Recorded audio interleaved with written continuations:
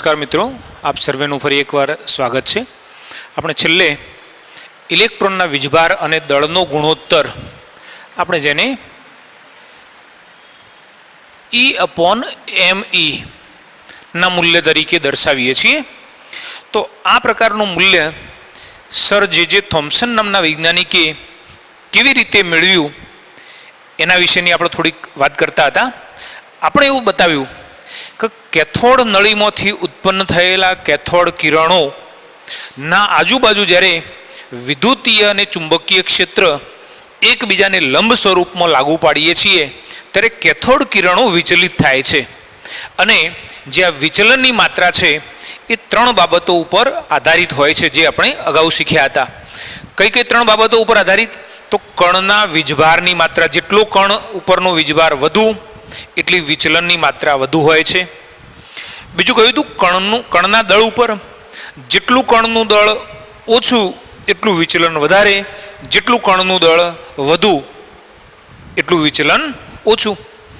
અને ત્રીજું જે પરિબળ છે એ કહ્યું તો વિદ્યુતીય અને ચુંબકીય ક્ષેત્રની જે પ્રબળતાની માત્રા છે એના ઉપર, જેટલું પ્રબળતા ચુંબકીય અને વિદ્યુતીય ક્ષેત્રની પ્રબળતા વધુ હશે એટલું વિચલન વધુ પ્રમાણમાં, અને જેટલી આ માત્રા ઓછી હશે એટલું વિચલન ઓછા પ્રમાણમાં થશે। હવે આ કેવી રીતે થાય છે એ આપણે અહીંયા સમજીએ। મિત્રો જુઓ, આ કેથોડ નળી છે, અહીંયા આ જે છે કેથોડ છે, આ જે છે એનોડ છે। આપણે જાણીએ છીએ કે આની અંદર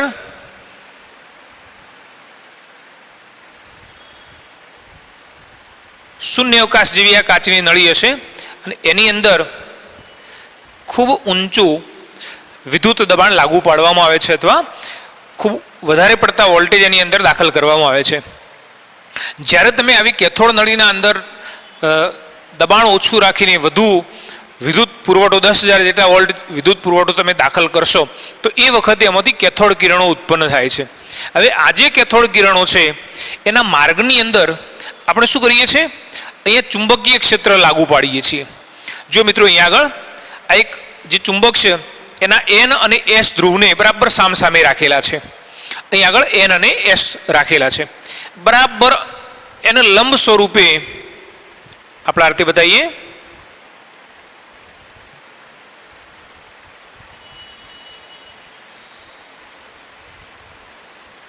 પ્લસ અને માઇનસ।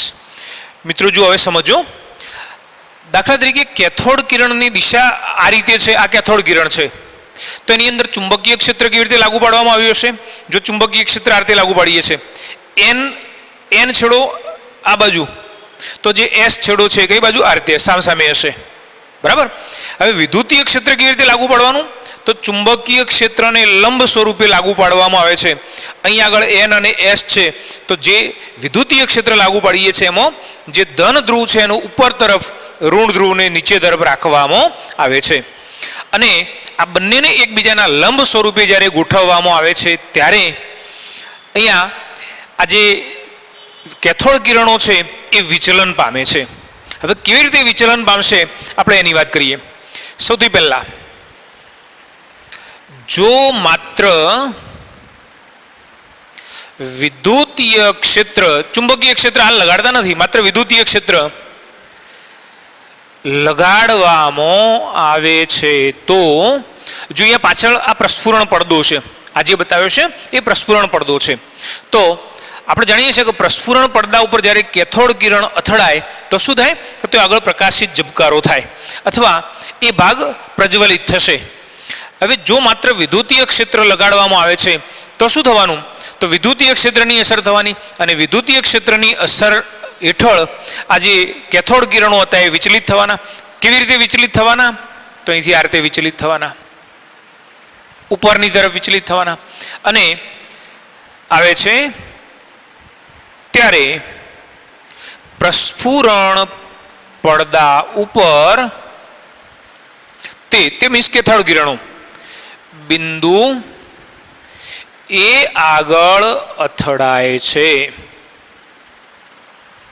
જો મિત્રો માત્ર ને માત્ર વિદ્યુતીય ક્ષેત્ર લાગુ પાડીએ છીએ તો વિદ્યુતીય ક્ષેત્રની અસર હેઠળ આ કેથોડ કિરણો એ વિચલિત થાય છે.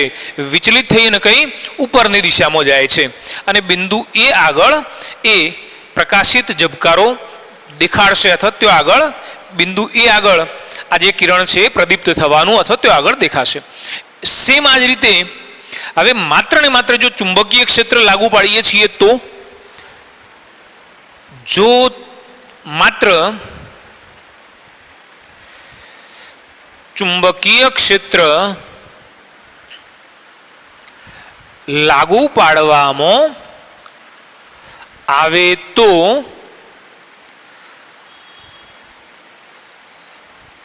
પ્રસ્ફુરણ પડદા ઉપર તે બિંદુ સી આગળ અથડાય છે. જો માત્ર માત્ર ચુંબકીય ક્ષેત્ર લાગુ પાડીએ છીએ તો ક્યાં આગળ આ એક બિંદુ સી છે તો સી આગળ અથડાય છે અથવા ત્યાં આગળ પ્રકાશિત ઝબકારો થાય છે. મિત્રો યાદ રાખો અહીંયા આપણે શરત કરી છે કે માત્ર વિદ્યુતીય ક્ષેત્ર તો એ આગળ, જો માત્ર ને માત્ર ચુંબકીય ક્ષેત્ર તો સી આગળ. પણ માની લો કે બેમાંથી એક પણ ક્ષેત્ર લાગુ પાડતા નથી તો કોઈ વિચલન જોવા નહીં મળે, અર્થાત એ સીધી લીટીમાં ગતિ કરશે અને બે બિંદુ આગળ એ અથડાય છે. હવે આપણે ત્રીજી એક પરિસ્થિતિ એવી પરિસ્થિતિનું નિર્માણ કરીએ છીએ કે દાખલા તરીકે જે વિદ્યુતીય ક્ષેત્ર લાગુ પાડ્યું તો વિદ્યુતીય ક્ષેત્ર લાગુ પાડવાથી એનું વિચલન ઉપરની દિશામાં થતું હતું. હવે શું કરીએ છીએ, બરાબર એ જ સમયે આપણે ચુંબકીય ક્ષેત્ર પણ લાગુ પાડીએ છીએ. ચાલો ચુંબકીય ક્ષેત્ર શું કરશે, એને નીચેની તરફ લઈ જવાનું. તો ત્રીજી સ્થિતિ એવી છે કે જ્યારે ચુંબકીય અને વિદ્યુતીય ક્ષેત્ર એકબીજાને સમતોલિત કરે તેટલું ક્ષેત્ર લાગુ પાડવામાં આવે છે ત્યારે જો શું કરીએ છીએ કે જેટલા પ્રમાણમાં ચુંબકીય ક્ષેત્ર લાગુ પડ્યું છે એટલા જ પ્રમાણમાં આપણે વિદ્યુતીય ક્ષેત્ર પણ લાગુ પાડીએ છીએ. હવે આ પરિસ્થિતિમાં શું થવાનું કે જે વિદ્યુતીય ક્ષેત્ર છે એને ઉપર તરફ લઈ જાય છે, પણ બરાબર એ જ સમયે જે ચુંબકીય ક્ષેત્ર છે એને નીચેની તરફ લઈ જવાનો પ્રયત્ન કરશે. અને આ બંને બળો કેવા છે, એકબીજાને સમતોલિત કરે છે.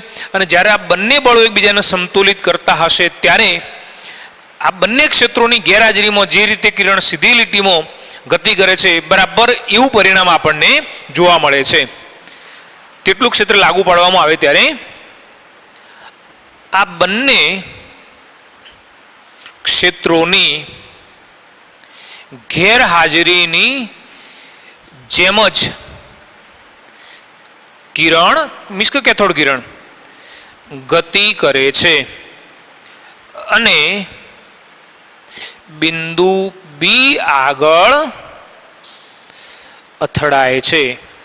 બરાબર, તો એ વખતે કે જ્યારે આ બંને ક્ષેત્રો એકબીજાને સંતુલિત કરતા હશે તો એ વખતે જે કેથોડ કિરણ છે એ બરાબર સીધી લીટીમાં ગતિ કરવાનું.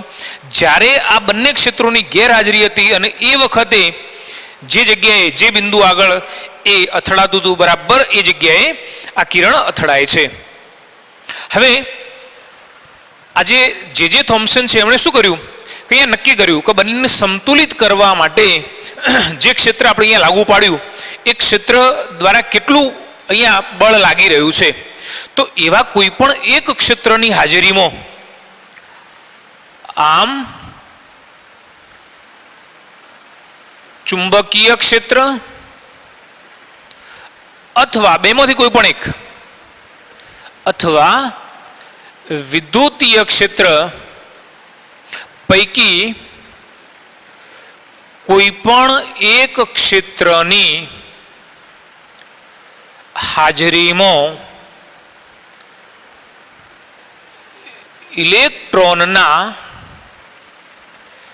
વીજભાર અને દળના ગુણોત્તરનું ચોકસાઈપૂર્વક માપન કર્યું. જો મિત્રો બહુ મહત્વની બાબત કે આપણે એવું કહીએ છીએ કે જે વખતે બે બિંદુ આગળ કેથોડ કિરણને મેળવવું છે, બંને ક્ષેત્રોને આપણે લાગુ પાડવા છે, તો અહીં આગળ જેટલા પ્રમાણમાં વિદ્યુતીય ક્ષેત્ર લાગુ પાડીએ છીએ એટલા જ પ્રમાણમાં ચુંબકીય ક્ષેત્ર લાગુ પાડવામાં આવે છે. હવે શું કરીએ કે જેટલા પ્રમાણમાં વિદ્યુતીય ક્ષેત્ર અથવા ચુંબકીય ક્ષેત્ર અહીંયા લાગુ પાડ્યું છે કે જેથી કરીને સમતોલિત સ્થિતિ પ્રાપ્ત કરી, તો એ પૈકીનું કોઈ પણ એક રાખવાનું અને એની હાજરીમાં અહીંયા એ ચોક્કસ પ્રમાણમાં, દાખલા તરીકે એકલું વિદ્યુતીય ક્ષેત્ર રાખો તો ઉપર તરફ, એકલું ચુંબકીય ક્ષેત્ર રાખો તો નીચેની તરફ, એ આ રીતે વિચલન પામશે અને એના સંદર્ભમાં ચોક્કસ પ્રકારની ગણતરીઓ દ્વારા આપણને ગણતરી પણ સમજાવેલી છે, પણ આપણા સિલેબસમાં નથી અને એ થોડીક તમારા માટે મુશ્કેલ છે, એટલે આપણે એની અત્યારે અહીંયા ચર્ચા કરીશું નહીં. તો આ પ્રમાણે એની ચોક્કસ ગણતરી કરીને ચોકસાઈપૂર્વક માપન કરીને એણે E/m નું મૂલ્ય નક્કી કર્યું. જો મિત્રો E/m નું મૂલ્ય એ કેટલું મળ્યું? તો આ જે મૂલ્ય હતું એ લગભગ 1.758820 ગુણ્યા 10⁻11 કુલંબ ઇન્ટુ કિલોગ્રામ ઇન્વર્સ જેટલું મળે છે. જો મિત્રો આ જે મૂલ્ય અહીંયા આપેલું છે એને ગોખવાની જરૂર નથી. કેમ? તો એનું તમને રીઝન સમજાવું કે આપણે આગળ જતો ઇલેક્ટ્રોનનો જે ચાર્જ વીજભાર છે એનું મૂલ્ય તમે જાણતા હશો, ઇલેક્ટ્રોનનું દળનું મૂલ્ય પણ તમે જાણતા હશો. એટલે માની લો કે તમારા પરીક્ષાની અંદર આ પ્રશ્ન લખવાનું છે, તમારે અહીંયા મૂલ્ય રજૂ કરવાનું છે, તો એનું ગોખવાનું નહીં. તમે ચાર્જ જાણો છો અને ઇલેક્ટ્રોનનું દળ જાણો છો, તો બંનેનો તમે ગુણોત્તર કરી દો એટલે તમને આ જે મૂલ્ય છે એ મળી જવાનું. એટલે હું તમને ખાસ એવો આગ્રહ કરું છું કે આ મૂલ્ય આપણે બિલકુલ ગોખવાની જરૂર નથી. મિત્રો જો અહીંયા એનું શું કહીએ છીએ તો ઇલેક્ટ્રોનનો વીજભાર કુલંબ એકમમાં લઈએ છીએ આપણે, જે સી સંજ્ઞાથી અહીંયા દર્શાવેલો છે, અને me ઇલેક્ટ્રોનનું દળ જે કિલોગ્રામ એકમમાં લઈએ છીએ. અહીંયા આ જે થોમ્સન હતા એમને ઇલેક્ટ્રોનનો વીજભાર ખબર નહોતી, એ જ રીતે ઇલેક્ટ્રોનનું દળ ખબર નહોતી, પણ બંનેનું જે ગુણોત્તર છે એ કેટલો એ મૂલ્ય એમણે ચોકસાઈપૂર્વક નક્કી કર્યું હતું. અને એ મૂલ્ય એ કેટલું? આટલું 1.758820 ગુણ્યા 10⁻11 કુલમ ઇન્ટુ કિલોગ્રામ ઇન્વર્સ જેટલું હોય છે. જો અહીંયા me કિલોગ્રામમાં હતા, તમે એના અંશમાં લઈ ગયા એટલે શું થઈ ગયું? અહીંયા કિલોગ્રામ ઇન્વર્સ થઈ ગયા. જે એના બંનેના મૂલ્યો છે એ મૂલ્યોનું સાદુરૂપે આપણને આટલું મળે છે. તો આ રીતે ઇલેક્ટ્રોનના વીજભાર અને દળનો ગુણોત્તર એ જે થોમ્સન નામના વૈજ્ઞાનિકે આ પદ્ધતિ દ્વારા મેળવેલો છે. જો મિત્રો મિલિકન તેલ બિંદુ પદ્ધતિ દ્વારા ઇલેક્ટ્રોન ઉપરનો વીજભાર મેળવવો. અહીંયા વીજભાર તો આજે R.A. મિલિકન નામના વૈજ્ઞાનિક છે એણે મેળવેલો છે, પણ આપણે એની આજે તેલ બિંદુ પદ્ધતિ ઓઇલ ડ્રોપ મેથડ જે છે એને આપણે અહીંયા સમજવાનો પ્રયત્ન કરીશું. મિત્રો જુઓ, અગાઉ આપણે જોયું કે E/m નો ગુણોત્તર થોમ્સન નામના વૈજ્ઞાનિક દ્વારા મેળવવામાં આવ્યો. હવે જે R.A. મિલિકન નામના વૈજ્ઞાનિક છે એમણે તેલ બિંદુ પદ્ધતિ દ્વારા ઇલેક્ટ્રોન ઉપરનો વીજભાર નક્કી કર્યો. અને જો ઇલેક્ટ્રોન ઉપરનો વીજભાર નક્કી થતો હોય તો E/m નું મૂલ્ય જાણીએ છીએ, એનું મૂલ્ય અહીંયા આ પદ્ધતિ દ્વારા નક્કી કરવામાં આવ્યું, તો એના ઉપરથી જે ઇલેક્ટ્રોનનું દળ છે એ નક્કી થઈ શકે છે. હવે આ જે મિલિકનની તેલ બિંદુ પદ્ધતિ છે એમાં કેવી રીતે ઇલેક્ટ્રોન ઉપરનો વીજભાર નક્કી કરવામાં આવેલો છે એની આપણે અહીંયા વાત કરીએ. જો મિત્રો R.A. મિલિકન નામના વૈજ્ઞાનિકે જે આ તેલ બિંદુ પદ્ધતિ અથવા ઓઇલ ડ્રોપ મેથડ જે રજૂ કરી છે એ આપણે અહીંયા સમજીએ છીએ. અહીંયા આગળ આ એટોમાઇઝર નામનો એક પાર્ટ છે, આ જે નાનો ભાગ છે એની અંદર ઓઇલ ભરેલું છે. અહીંયા આગળ આ ફુગ્ગો છે, પણ થોડીક એની ગોઠવણી એવી છે કે અહીંથી આ ફુગ્ગા વડે જ્યારે આપણે એના ઉપર પ્રેશર આપીએ છીએ એટલે તેલના બારીક જે કણ છે, બુંદ છે, જેમ આપણે પેલા ફુવારાથી જેમ પાણીનો સ્પ્રે કરીએ છીએ એના કરતો પણ નાના નાના કણોની અંદર આ જે એટોમાઇઝર છે એ ઓઇલના નાના નાના જે ડ્રોપ છે એની અંદર એને વિભાજિત કરે છે. અહીંયા જે દેખાય એ બધા નાના નાના આવા ડ્રોપ છે. હવે બરાબર એ ડ્રોપના નીચેના ભાગે આ પ્રમાણે એક ધાતુની પ્લેટ રાખેલી છે જેનો ભારિત પ્લેટ તરીકે ઓળખવામાં આવે છે. તો ધન વીજભારિત ધરાવતી આ પ્લેટ છે અને બરાબર એના વચ્ચેના ભાગે એક નાનું છિદ્ર રાખવામાં આવેલું છે. આ છિદ્ર એટલું નાનું છે કે એક સમયે કોઈ પણ એક જ આવા તેલના બિંદુને અંદરથી પસાર થવા દઈ શકે. હવે અહીંયા ઘણા બધા આપણે આ જે એટોમાઇઝર છે એના દ્વારા ઘણા બધા આવા જે તેલના નાના નાના બુંદ છે એના અંદર આપણે એને વિભાજિત કર્યો, પણ આ અસંખ્ય બુંદમાંથી કોઈ પણ એક જ બુંદ આ ધનભારિત પ્લેટના અંદરથી નીચે તરફ પસાર થઈ શકે છે. બીજું અહીં આગળ કોઈક વાયુ રહેલો છે, આના અંદરના ભાગે એક વાયુ ભરેલો છે. મિત્રો જુઓ, હવે આ બીજો જે ભાગ વચ્ચેનો જે ભાગ છે એના અંદર વાયુ ભરેલો છે. અહીં આગળ ટેલિસ્કોપ છે અને અહીં આગળ સ્ત્રોતમાંથી ક્ષ કિરણ પુંજ મતલબ કે બરાબર અહીંથી ક્ષ કિરણો આપાત કરવામાં આવે છે. હવે આટલા વચ્ચેના ભાગની અંદર અહીં આગળ નીચેના ભાગે એક ઋણ ભારિત પ્લેટ છે અને વચ્ચેના ભાગે વાયુ છે. હવે જ્યારે તમે સ્ત્રોતમાંથી ક્ષ કિરણને પસાર કરો છો તો આ જે વાયુ છે એ વાયુનું આયનીકરણ થઈ જાય છે. એક્ઝામ્પલ દાખલા તરીકે તમે H2 વાયુ ભર્યો છે. હવે એ H2 વાયુ ઉપર જ્યારે તમે ક્ષ કિરણ પસાર કરો છો, ક્ષ કિરણ અથવા એક્સરે, તો આ જે H2 વાયુ હતો એ H2 વાયુ આયનોમાં પરિવર્તિત થઈ જાય છે. આપણે જાણીએ છીએ કે H2 ના અંદર શું છે, બે H પરમાણુ આરતે બંધથી જોડાયેલા છે. આ પણ આયન બની જાય ને આ પણ આયન બની જાય એટલે શું બની જવાનું, 2H પ્લસ 2 ઇલેક્ટ્રોન. જ્યારે આયન બન્યું એટલે એમાંથી 2 ઇલેક્ટ્રોન મુક્ત થયા. હવે અહીંયા આ જે ક્ષ કિરણો છે અહીંયા જેટલો પણ વાયુ છે એ વાયુનું શું કરશે, આયનોની અંદર કન્વર્ઝન કરશે અને આયનોની અંદર જ્યારે કન્વર્ઝન કરશે તો એ વખતે જે ઇલેક્ટ્રોન છે એ મુક્ત થવાના. હવે બરાબર અહીંથી જ્યારે કોઈ પણ એક તેલ બિંદુ અહીંયા નીચે આવશે તો એ તેલ બિંદુની અંદર આ જે ઇલેક્ટ્રોન છે એ એની સાથે ભળી જવાના, મતલબ કે એક આધાર તરીકે આ તેલ બિંદુની અંદર એ જતા રહેશે. ચલો હવે જે તેલ બિંદુ દાખલા તરીકે અહીંયા આગળ આવ્યું, આ ધારો કે એક તેલ બિંદુ છે, કહ્યું ને અહીંયા કે અવલોકન દરમિયાન તેલ બિંદુ. પણ આ તેલ બિંદુ કેવું છે કે તેલ બિંદુ ના અંદર ઇલેક્ટ્રોન એના અંદર દાખલ થઈ ગયા છે અને ઇલેક્ટ્રોન દાખલ થયા એના પરિણામે શું થાય કે તેલ બિંદુ એ ઋણ વીજભારિત બન્યું છે.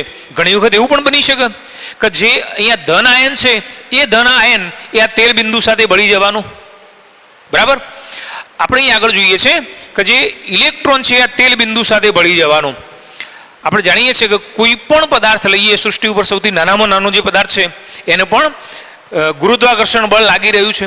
એટલે દાખલા તરીકે આ જે કણ છે એ કણ ગુરુત્વાકર્ષણની અસર હેઠળ કઈ બાજુ નીચેની તરફ ગમન કરશે, નીચેની તરફ ગતિ કરશે. ચલો માની લો કે આ ધીમે ધીમે આ કણ નીચે તરફ ગતિ કરી રહ્યો છે. હવે જ્યારે આ કણ ધીમે ધીમે નીચે તરફ ગતિ કરતો હશે તો એ વખતે આ જે પ્લેટ છે કેવી ઋણ વીજભારિત પ્લેટ છે.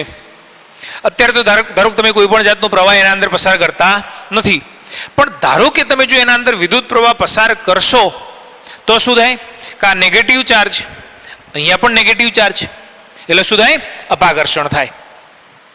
અને અપાકર્ષણ થાય તો જે કણ નીચે તરફ આવી રહ્યો હતો એ કણ ધીમે ધીમે કઈ બાજુ જાય, ઉપર તરફ જવાનું.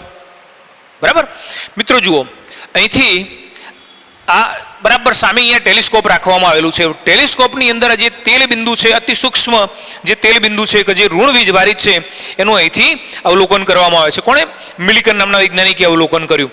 હવે એણે અહીંયા એવું જોયું કે દાખલા તરીકે આ જે તેલ બિંદુનો કણ જ્યારે નીચે આવી રહ્યો હતો તો એણે શું કર્યું કે એને દેખાયો કે હવે આ તેલ બિંદુનો જે કણ છે ધીમે ધીમે નીચે આવી રહ્યો છે, ગુરુત્વાકર્ષણની અસર હેઠળ એ ધીમે ધીમે નીચે તરફ ગતિ કરી રહ્યો છે. તો બરાબર એ વખતે હવે એણે આ ચાલુ કરી દીધું, જે ઋણ ભારિત પ્લેટ હતી એના અંદર વિદ્યુત પ્રવાહ શરૂ કર્યો. કેટલો વિદ્યુત પ્રવાહ શરૂ કર્યો કે જેટલી ગતિ આ નીચે તરફ કરી રહ્યું હતું એટલી જ ગતિનો અવરોધ એટલો વિદ્યુત પ્રવાહ આની અંદર પસાર કર્યો. હવે અહીંયા સ્થિતિ કેવી આવશે કે દાખલા તરીકે આ જે તેલ બિંદુ છે એ બરાબર ત્યાં આગળ સ્થિર થઈ ગયું. જો આમાં તો ઘણા બધા આવા તેલ બિંદુઓ હશે, પણ કોઈ એકને જ પકડવાનું. જેનો આપણે અભ્યાસ કરવો છે એવા કોઈ પણ એકનો જ અભ્યાસ કરવાનો. દાખલા તરીકે પેલી લંગડીની રમત હોય તો એમાં આપણે જેને આઉટ કરવો છે એના એકના ઉપર જ એટેક કરીએ છીએ. તો એ રીતે અહીંયા ઘણા બધા તેલ બિંદુઓ હશે, પણ અભ્યાસ એકનો જ કરવાનો તો આપણને સાચી માહિતી મળી શકે. અને એટલા માટે આ જે તેલ બિંદુ છે એ નીચે તરફ જ્યારે ગતિ કરી રહ્યું હતું તો શું કર્યું આપણે અહીંથી વિદ્યુત ભારિત પ્લેટના અંદર વિદ્યુત પ્રવાહ શરૂ કર્યો. અને જ્યારે તમે વિદ્યુત પ્રવાહ શરૂ કર્યો એટલે શું થયું, એને અપાકર્ષિત કરવાનો પ્રયત્ન કરશે. જેનું ગુરુત્વાકર્ષણ બળ છે એને નીચે લઈ જાય અને આ જે ઋણ વીજભારિત જે બળ અહીંયા ઉત્પન્ન થયું એને ઉપર તરફ લઈ જાય. જ્યારે બંને બળો સમતોલિત થાય એટલે આ જે કણ છે એ કેવો થઈ જાય, સ્થિર થઈ જવાનો. જો મિત્રો હવે અહીં આગળ જ્યારે આ કણ સ્થિર થયો તો એ વખતે આ મિલિકને શું જોયું કે ઋણ ભારિત પ્લેટની અંદર મેં કેટલો વિદ્યુત પ્રવાહ પસાર કર્યો, બરાબર ને. તો એણે જોયું કે અહીંયા આ જે કણ છે એની અંદર કોતો એક ઇલેક્ટ્રોન, કોઈના અંદર એક ઇલેક્ટ્રોન હશે, કોઈના અંદર બે ઇલેક્ટ્રોન હશે, કોઈના અંદર 3 ઇલેક્ટ્રોન હશે, કોઈના અંદર 4 ઇલેક્ટ્રોન હશે, બરાબર ને. તો એણે જોયું કઈ આગળ જે ભારિત પ્લેટ માં પસાર કરવામાં આવેલા વીજભારનું મૂલ્ય, વીજભારનું જે મૂલ્ય છે એ કેટલું હશે, તો વીજભાર ક્યુનું મૂલ્ય NE જેટલું હોય છે. ચલો અહીંયા વીજભાર ક્યુનું મૂલ્ય એ NE જેટલું હોય છે. જો n બરાબર 1, 2, 3 વગેરે. જો મિત્રો યાદ રાખો કે એક ઇલેક્ટ્રોનનો વીજભાર અહીંયા આપણે જાણીએ છીએ કે n નું જે મૂલ્ય છે કેટલું 1, 2, 3, 4 ગમે એટલું હોઈ શકે. તો દાખલા તરીકે આ જે મૂલ્ય મળે છે એ અહીંયા એક ઇલેક્ટ્રોનનો જે વીજભાર છે એના ગુણકમાં મળે છે. માની લો કે એક ઇલેક્ટ્રોનનો વીજભાર કેટલો, x ધારી લો. હવે જો ધારો કે આ તેલ બિંદુની અંદર એક જ ઇલેક્ટ્રોન હશે તો વીજભારનું મૂલ્ય કેટલું મળવાનું, 1 મળવાનું. માની લો કે જો અહીં આગળ 2 ઇલેક્ટ્રોન એની અંદર હશે તો વીજભારનું મૂલ્ય કેટલું મળશે, 2x મળશે. જો એની અંદર 3 ઇલેક્ટ્રોન હશે તો એનું મૂલ્ય કેટલું મળશે, 3x મળશે. તો એણે શું નોંધ્યું કે જે વીજભારનું મૂલ્ય છે શેની અંદર, ભારિત પ્લેટમાં પસાર કરવામાં આવેલા જે વીજભારનું મૂલ્ય Q છે એ જે ઇલેક્ટ્રોનનો વીજભાર છે એના પૂર્ણ ગુણાંક જેટલું NE જેટલું પ્રાપ્ત થાય છે. અને આ n નું મૂલ્ય એ 1, 2, 3, 4 જેટલું હોય છે. હવે એણે જોયું કે આ જે મૂલ્ય હતું આ મૂલ્ય એ x, 2x, 3x, 4x આ રીતે મળતું હતું. તો એના આધારે એણે નક્કી કર્યું કે અહીંયા x કેટલા, જે એ તો એણે અહીંયા ભારિત પ્લેટની અંદર જ્યારે વિદ્યુત પ્રવાહ દાખલ કરતો હતો તો એ વખતે એને જોવા મળતું હતું. તો આ જે વીજભારનું મૂલ્ય છે, ઇલેક્ટ્રોનનો જે વીજભાર છે એ એણે અહીંયા ભારિત પ્લેટની અંદર દર્શાવ્યા પ્રમાણે નક્કી કર્યો કેટલો, -1.6 × 10⁻⁹ કુલંબ જેટલો હોય છે, બરાબર ને. મિત્રો અત્યારના જે આધુનિક સંશોધનો થયા એ સંશોધનોની અંદર એવું બતાવવામાં આવેલું છે કે એક્ઝેક્ટ આ જે ઇલેક્ટ્રોનનો વીજભાર છે એ કેટલો, તો અત્યારના સંશોધનો દર્શાવે છે કે ઇલેક્ટ્રોનનો વીજભાર -1.6022 × 10⁻⁹ કુલંબ છે. જો મિત્રો ઇલેક્ટ્રોનનો જે વીજભાર એકચ્યુઅલી જે ચોક્કસ મૂલ્ય જે માપવામાં આવે છે કેટલું, -1.6022 × 10⁻⁹ કુલંબ. જ્યારે મિલિકને જે વીજભાર શોધ્યો હતો એ કેટલું 1.6 × 10⁻⁹ કુલંબ. મતલબ કે આ બંને મૂલ્યો એ લગભગ સરખા છે. હવે જો અહીંયા ઇલેક્ટ્રોનનો વીજભાર મળી ગયો, આપણે અગાઉ જે થોમ્સનનો પ્રયોગ હતો એના અંદર E/me નું મૂલ્ય મેળવ્યું હતું, તો એના ઉપરથી આપણને જે ઇલેક્ટ્રોનનું દળ છે એ પણ પ્રાપ્ત થઈ શકે છે. જો મિત્રો ઇલેક્ટ્રોનનું દળ કેવી રીતે નક્કી કરી શકાય આપણે એની વાત કરીએ. જો મિત્રો આપણે અહીંયા E/me નું મૂલ્ય જે થોમ્સનનો પ્રયોગ હતો એના દ્વારા મેળવવામાં આવેલું હતું, E/me. અને ઇલેક્ટ્રોન ઉપરનો જે વીજભાર છે એ મિલિકનનો જે તેલ બિંદુ પદ્ધતિ છે એના દ્વારા મેળવવામાં આવ્યો અને આ વીજભાર એ 1.6022 × 10⁻19 છે. હવે આ બંને મૂલ્યોનો ઉપયોગ કરીને આપણે me નું મૂલ્ય શોધી શકીએ. કેવી રીતે? તો જુઓ, દાખલા તરીકે E જે ઇલેક્ટ્રોનનો ચાર્જ છે તે અપોન me. જો અહીંયા E અને E બંને જતા રહેશે, me એ છેદના પણ છેદમાં છે એટલે કયો જતા રહેશે? અંશમાં જતા રહેશે. અર્થાત આપણને me નું મૂલ્ય મળશે. ચલો, E નું મૂલ્ય કેટલું આપેલું છે? 1.6022 × 10⁻19 કુલંબ. ચલો, અહીંયા આ મૂલ્ય E અપોન me નું મૂલ્ય કેટલું છે? 1.758820 × 10⁻11 કુલંબ ઇન્ટુ કિલોગ્રામ ઇન્વર્સ. જો બંને મૂલ્યો આપેલા છે, હવે શું કરી દઈએ? આપણે એનું સાદુરૂપ આપી દઈએ. અને જો એનું સાદુરૂપ આપશો તો આપણને જે કિંમત મળશે કેટલી? 9.109 × 10⁻31 કિલોગ્રામ. જો મિત્રો આ કેવી રીતે? તો કુલંબ અને કુલંબ નીકળી ગયા, કિલોગ્રામ ઇન્વર્સ કયો આગળ હતા? છેદમાં હતા. આપણે એના અંશમાં લઈ જઈએ તો એની ઘાત માઇનસ હતી, એની જગ્યાએ શું થઈ જાય? પ્લસ થઈ જાય. તો અહીં આગળ કિલોગ્રામ મળી ગયા. હવે તમને પ્રશ્ન એ થાય કે સાહેબ આવી ફટાફટ જવાબ કેવી રીતે લાવી દીધો? મેં તમને પહેલાં કહ્યું કે ઇલેક્ટ્રોનનું દળ 9.109 × 10⁻31 કિલોગ્રામ છે.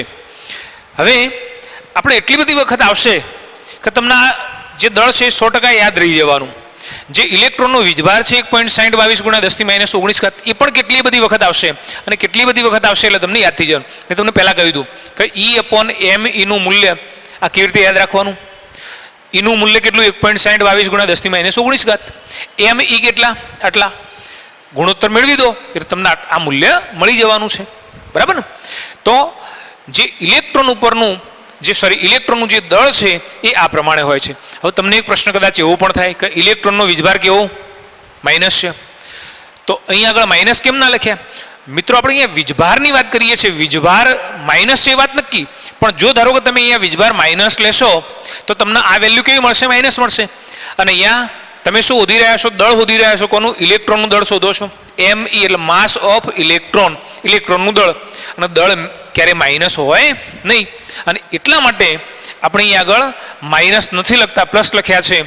માત્ર અહીંયા ચાર્જના મૂલ્યની વાત કરી છે, એની સંજ્ઞાની આપણે અહીંયા વાત કરી નથી. એટલે અહીંયા પ્લસ લખ્યા છે અને તો જ આપણને જે દળ છે એ અહીંયા પ્લસ મળી શકશે. જો મિત્રો, હવે ઇલેક્ટ્રોનની શોધ થઈ.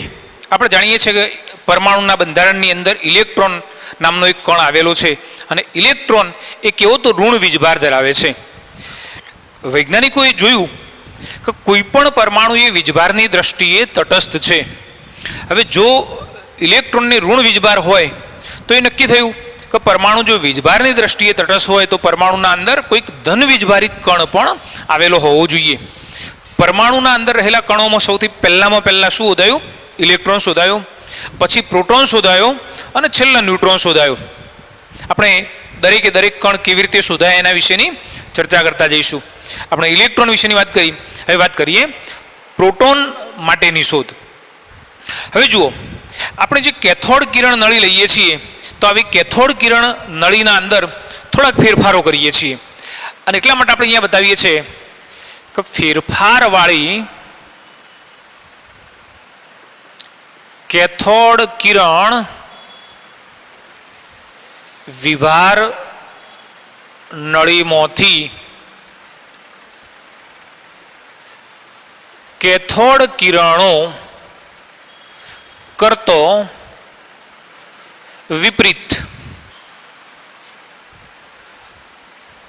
ધન વીજભારિત કણો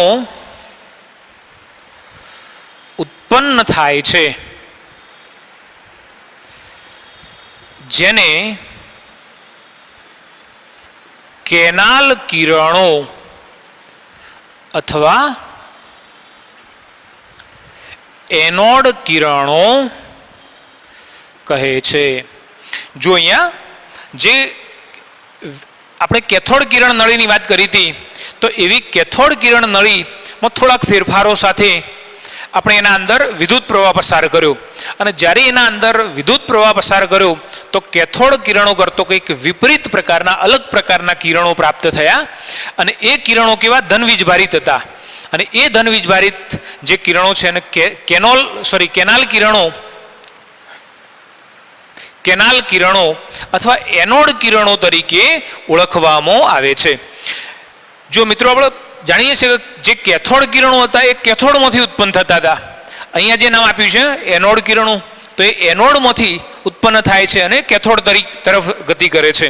આપણે જાણતા હતા કે દાખલા તરીકે જો આ કેથોડ અને આ એનોડ, તો અહીંયા આ જે કેથોડ કિરણો છે એનો માર્ગ આ દિશામાં છે, કેથોડથી એનોડ તરફ ગતિ કરે છે. તો અહીંયા જે એનોડ કિરણો છે એ કેવા પહેલા કરતો વિપરીત છે, ધનવીજભારિત છે અને એટલા માટે એ આ રીતે એનોડ તરફથી કેથોડ તરફ ગતિ કરે છે, માટે આપણે એને એનોડ કિરણો તરીકે ઓળખીએ છીએ. હવે આજે એનોડ કિરણો છે અથવા જેને આપણે પ્રોટોન તરીકે ઓળખીએ છીએ તેવા કેનાલ કિરણો અથવા એનોડ કિરણોની કેટલીક જે સામાન્ય લાક્ષણિકતાઓ છે એવી લાક્ષણિકતાઓની અહીંયા ચર્ચા કરતા જઈએ. તો તેમની સામાન્ય લાક્ષણિકતાઓ.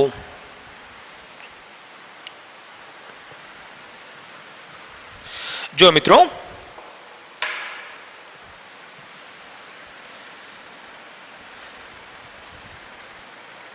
કેથોડ કિરણો કરતો વિપરીત એનોડ કિરણો એ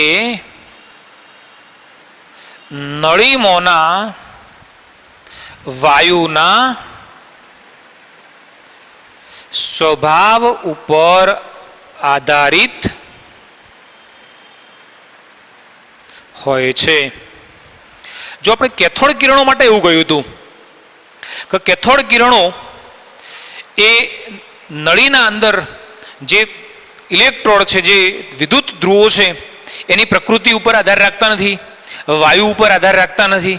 જ્યારે અહીંયા એના કરતાં થોડુંક અલગ છે કે જે કેથોડ કિરણો કરતો વિપરીત જે એનોડ કિરણો અથવા જે ધનવીજભારિત કિરણો છે એ નળીમાંના વાયુના સ્વભાવ ઉપર આધાર રાખે છે. કેમ? તો એનું કારણ એ છે કે દાખલા તરીકે તમે નળીના અંદર HE વાયુ ભર્યો છે, હિલિયમ વાયુ ભરેલો છે, તો ખરેખર જ્યારે તમે એના અંદર વિદ્યુત પ્રવાહ પસાર કરો છો તો શું થાય કે એનું આયનીકરણ થઈ જાય છે. જ્યારે તમે ખૂબ ઊંચું વોલ્ટેજ એના અંદર દાખલ કરો છો ત્યારે એનું આયનીકરણ થઈ જાય છે અને જે આયનીકરણ થાય એટલે શું બની જાય? He+ electron. આ જે આપણી કેથોડ નળી હતી તો એ કેથોડ નળીના અંદર આ રીતે બે વિદ્યુત ધ્રુવો રાખેલા છે અને અહીં આગળ શૂન્ય અવકાશ છે અને આના અંદર થોડા ઘણા પ્રમાણમાં વાયુ રહેલો છે. શૂન્ય અવકાશ છે પણ છતાં થોડા ઘણા પ્રમાણમાં તો વાયુ હશે જ. હવે જ્યારે તમે એના અંદર વિદ્યુત પ્રવાહ પસાર કરશો તો એ સાથે અહીંયા રહેલા વાયુનું આયનીકરણ થાય છે અને જેવું વાયુનું આયનીકરણ થાય એ સાથે એમાંથી એક ધન આયન બનશે અને આ ઇલેક્ટ્રોન મુક્ત થવાનું.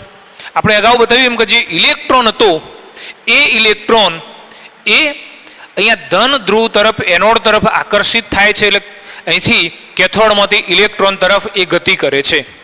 હવે તમે જુઓ કે અહીંયા જે બાકી બધા He+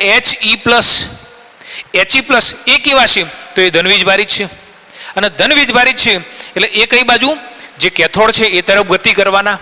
અને બીજું કે નળીમાંના વાયુના સ્વભાવ ઉપર આધાર રાખે છે. કેમ? કારણ કે તમે હિલિયમ વાયુ અંદર લીધો છે તો એમાંથી He+ બન્યું. દાખલા તરીકે તમે હાઇડ્રોજન નો વાયુ સ્વરૂપે લીધો છે, H2 એને તમે વાયુ સ્વરૂપે લીધેલો છે તો એમાંથી શું બનશે? H+2 electron. જો અહીંયા આગળ 2H+ બન્યા તો આની વર્તણૂક અને આની વર્તણૂક એ અલગ અલગ હશે, બરાબર ને? અને એટલા માટે આપણે એમ કહીએ છીએ કે અહીંયા જે ધનવીજભારિત એનોડ કિરણો છે એ નળીમાંના વાયુના સ્વભાવ ઉપર આધારિત હોય છે. આ પછી આ કણોના વીજભાર અને દળનો ગુણોત્તર E/m/p. જો આપણે અગાઉ જેમ ઇલેક્ટ્રોન માટે લેતા હતા E/me, અહીંયા શું લઈએ છીએ? E મીન્સ ઇલેક્ટ્રોન નહીં, વીજભાર અથવા આપણે જેને ચાર્જ કહીએ છીએ. તો આજે ધન વીજભારિત કણ જેને આપણે પ્રોટોન તરીકે ઓળખીએ છીએ એનો પણ એક પોતાનો ચોક્કસ વીજભાર હશે. તો વીજભાર અપોન mp, m એટલે માસ, અહીંયા p એટલે પ્રોટોન. તો અહીંયા આ જે દળનો ગુણોત્તર છે એ વાયુ ઉપર આધારિત હોય છે. જો મિત્રો આ જે ધન વીજભારિત કણ છે જેને આપણે એનોડ કિરણો તરીકે અથવા તો જેને પ્રોટોન તરીકે ઓળખીએ છીએ, એના વીજભાર અને દળનો ગુણોત્તર એ વાયુ ઉપર આધારિત હોય છે. હવે કેમ વાયુ ઉપર આધારિત હશે? તો એનું કારણ તમે જાણો છો કે દાખલા તરીકે જો અહીં આગળ આ કણ એ હિલિયમમાંથી ઉત્પન્ન થયો તો દળ અલગ હશે, જો હાઇડ્રોજનમાંથી ઉત્પન્ન થયો તો દળ અલગ હશે. ઇવન એના જેવા બીજા અન્ય કોઈ પણ વાયુમાંથી ઉત્પન્ન થાય તો એનું દળ બદલાશે. અને જેમ દળ બદલાય, ચાર્જ ભલે એનું એ છે પણ દળ બદલાય એ સાથે એના ગુણોત્તરનું જે મૂલ્ય છે એ બદલાતું રહે છે. ત્રીજો મુદ્દો જોઈએ કે જે કેટલાક ધન વીજભારિત કણો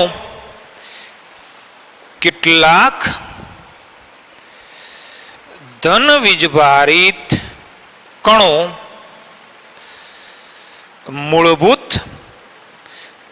કણ ના ગુણક જેટલો વીજભાર ધરાવે છે.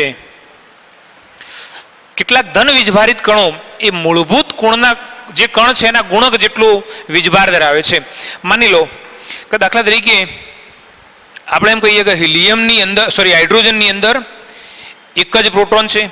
દાખલા તરીકે હિલિયમની અંદર 2 પ્રોટોન છે, લિથિયમની અંદર દાખલા તરીકે 3 પ્રોટોન છે, બેરિલિયમની અંદર માની લો કે 4 પ્રોટોન છે.